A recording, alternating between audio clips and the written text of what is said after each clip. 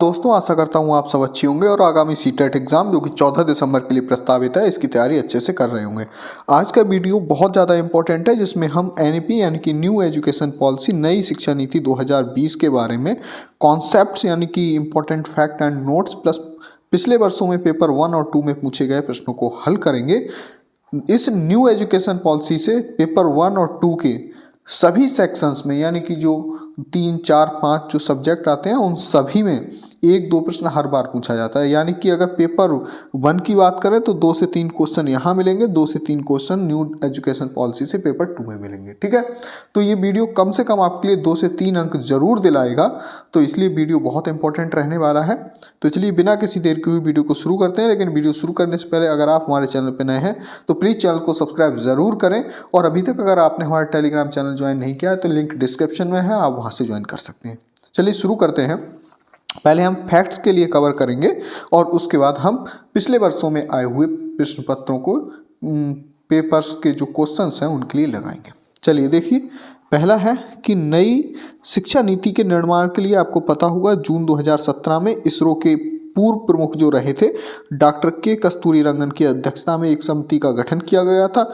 इस समिति ने मई 2019 में राष्ट्रीय शिक्षा नीति का एक मसौदा ड्राफ्ट कहते हैं जिसे तैयार किया था। ठीक है, इनकी अध्यक्षता में, नाम ध्यान रखना, के कस्तूरीरंगन। ठीक है, सभी एग्जाम्स के लिए बहुत इंपॉर्टेंट है। राष्ट्रीय शिक्षा नीति 2020 जो है ये 1968 और 1986 के बाद स्वतंत्र भारत की तीसरी शिक्षा नीति है। इंपॉर्टेंट पॉइंट है ये। पहली शिक्षा नीति 1968 और दूसरी 1986। उसके बाद थर्ड जो न्यू एजुकेशन पॉलिसी है वो 2020। ठीक है, अब देखिए कुछ इसके बारे में और फैक्ट हैं जो बहुत ज़्यादा इंपॉर्टेंट हैं जिनसे प्रश्न बनते हैं। ये सारे वो फैक्ट मैंने इंक्लूड किए हैं जिनसे प्रश्न बनते हैं। एनईपी मतलब न्यू एजुकेशन पॉलिसी स्कूली शिक्षा के सभी स्तरों यानी कि प्री प्राइमरी से ये स्टार्ट होगी यानी कि आंगनवाड़ी से। ठीक है, और माध्यमिक सत्र यानी कक्षा 12 तक, सेकेंडरी लेवल तक सबके लिए एक समान पहुँच सुनिश्चित करने पर बल देती है। ठीक है, यानी कि जो बच्चे हैं आंगनबाड़ी से लेकर और कक्षा 12 तक सभी बच्चों की पहुंच में निःशुल्क शिक्षा पर बल देती है। ठीक है, इसमें अब तक दूर रखे गए पहले 3 से 6 साल यानी कि आंगनबाड़ी को पहले शामिल नहीं किया गया था, लेकिन इसमें 3 से 6 साल के बच्चों को भी शामिल किया गया है। ये इसकी बहुत बड़ी विशेषता है। बच्चों को स्कूली पाठ्यक्रम के तहत लाने का प्रावधान है। ठीक है, नई शिक्षा प्रणाली में 3 साल की आंगनबाड़ी या प्री स्कूलिंग के साथ 12 साल की स्कूली शिक्षा होगी। ठीक है, आगे हम इसके बारे में देखेंगे कि एक 10+2 ढांचा था पहले। ठीक है, आपको बहुत पता होगा 10+2। इसकी जगह 5+3+3+4 की नई पाठ्यक्रम संरचना को लागू किया जाएगा। इस कॉन्सेप्ट को बहुत अच्छे से समझ लिए। 5 का मतलब होगा 3 से 8 साल का बच्चा। ठीक है, ये है बच्चे की उम्र। ठीक है, तो जो बच्चा 3 से 8 साल होगा वो क्या होगा, 5 बोला जाएगा उसे। तो किस कक्षा तक, अगर मैं कक्षा की बात करूं यहाँ पे तो ये कक्षा होगा क्लास 3 तक। ठीक है, फिर 3 आगे बोला गया है यानी 8 से 11, तो ये होगा कक्षा 5 तक। ठीक, इसके बाद बोला गया है नेक्स्ट 3 यानी 11 से 14 साल, तो ये होगा कक्षा 8। ठीक है, और फिर 4 यानी कि ये 14 से 18 यानी क्लास 12। ठीक है, ये ध्यान रखिए इसे, क्लास यानी कि 5+3+3+4 यानी कि उम्र यहाँ पर दे रखी है मैंने 3 से 8, फिर अगले 3 के लिए 8 से 11, फिर अगले 3 के लिए 11 से 14 और 14 से 18। और क्लास वाइज क्या होगा, 3 से 8 यानी कक्षा 3 तक। इसमें जो पहले और शामिल है वो है आंगनवाड़ी। ठीक है, आंगनवाड़ी शामिल है यहाँ पर। ठीक है, और तो उसके बाद कक्षा 3 तक, फिर 8 से 11 कक्षा 5, फिर 8 से 14 कक्षा 8 और 8 से 12। ठीक है, 14 से 18 उम्र के बच्चों को एनईपी, अगला पॉइंट है एनईपी 2020 में शिक्षा मंत्रालय द्वारा बुनियादी साक्षरता और संख्यात्मक ज्ञान पर एक राष्ट्रीय मिशन की स्थापना किए जाने पर विशेष जोर है। ये राष्ट्रीय मिशन अब स्थापित कर दिया गया है जिसका नाम निपुण भारत मिशन है, जिसका लक्ष्य है फंडामेंटल लिटरेसी एंड न्यूमेरेसी यानी कि बुनियादी साक्षरता और संख्यात्मक ज्ञान तक जो है 1 से 3 तक बच्चों के लिए, यानी ठीक है मार्च 2025 तक बुनियादी साक्षरता और संख्यात्मक ज्ञान में निपुण बनाना इसका लक्ष्य है। ठीक है, बहुत इंपॉर्टेंट है, यहाँ से प्रश्न जरूर पूछा जाता है निपुण से।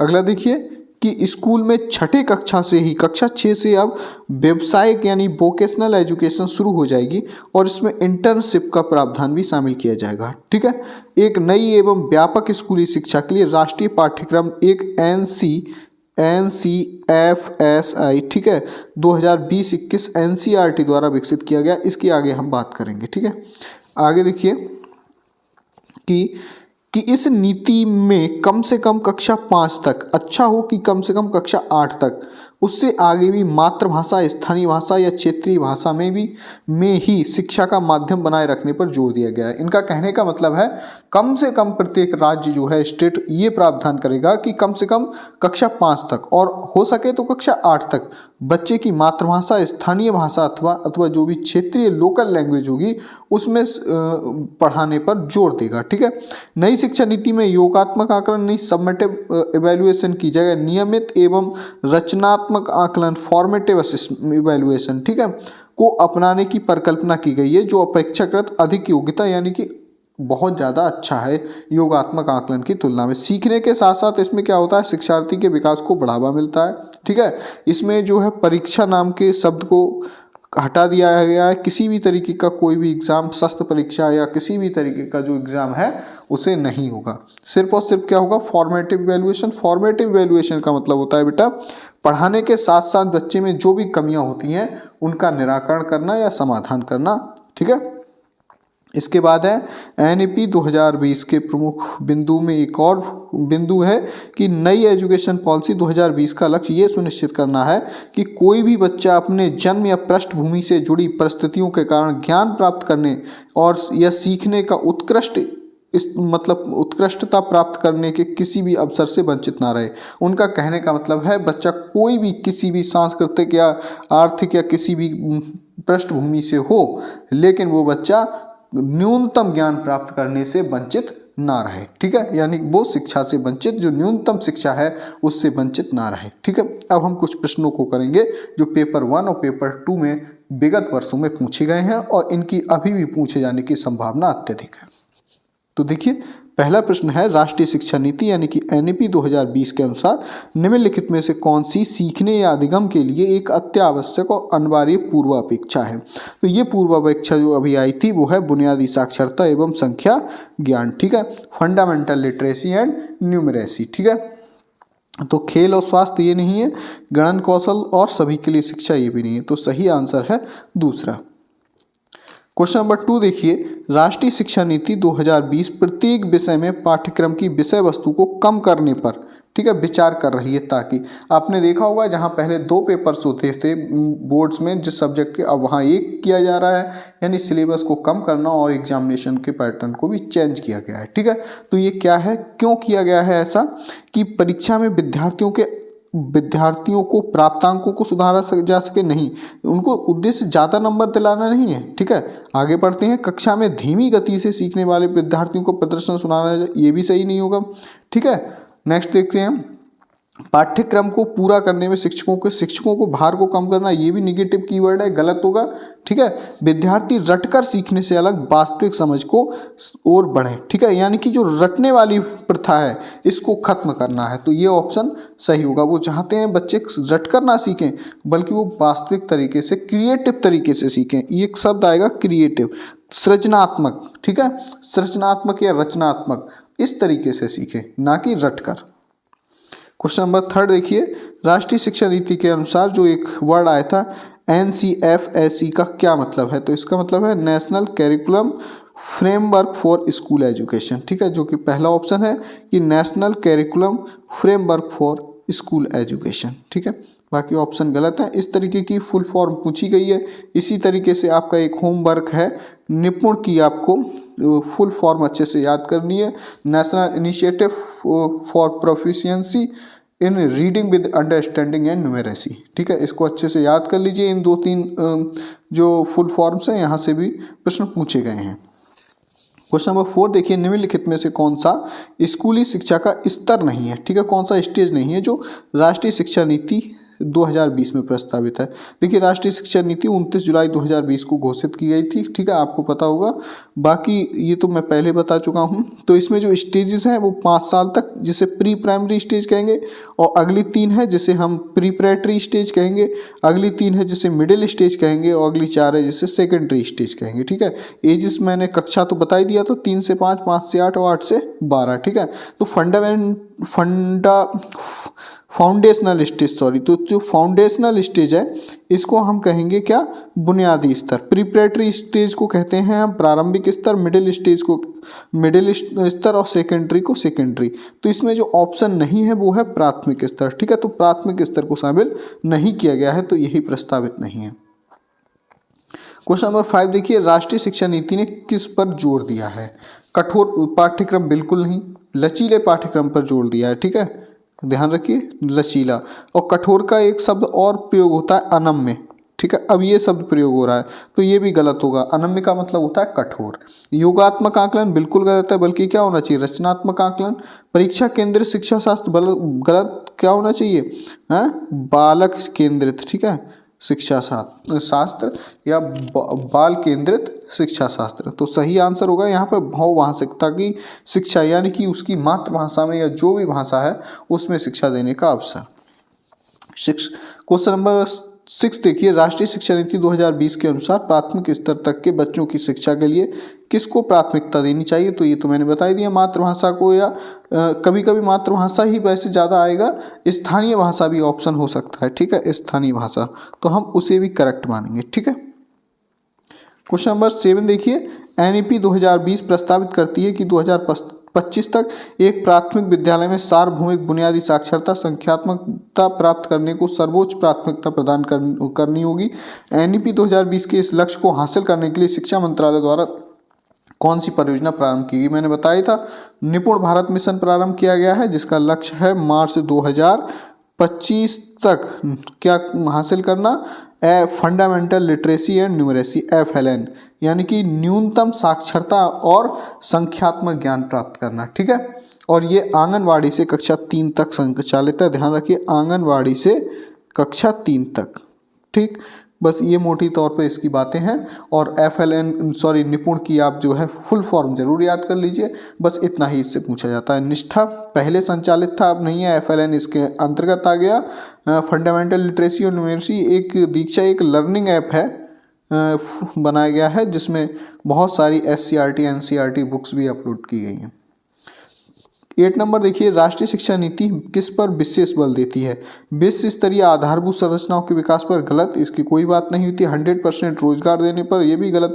हाँ, हालांकि वोकेशनल एजुकेशन, व्यावसायिक शिक्षा की बात की गई है, मुफ्त शिक्षा देने की भी बात की गई है, ठीक है, लेकिन इस पर विशेष बल की बात की गई तो विशेष बल नहीं देती, बल्कि प्रत्येक बच्चे की सृजनात्मकता के विकास पर बल देती है, जो मैंने बताया था, क्रिएटिविटी या रचनात्मकता या सृजनात्मकता के विकास पर बल देती है। 9 नंबर देखिए, NEP 2020 के मूल सिद्धांतों के अनुसार सभी विद्यार्थियों द्वारा कब तक बुनियादी साक्षरता और संख्यात्मकता की उपलब्धि को प्राप्त करने की सुनिश्चित की। क्लास की बात कर रहा है, तो क्लास आपको मैंने बता दिया, कक्षा 3 तक, यानी आंगनवाड़ी से कक्षा 3 तक, निपुण मिशन, ठीक है, से 3 तक, और ये मार्च 2025, टाइम पीरियड भी ध्यान रखिए।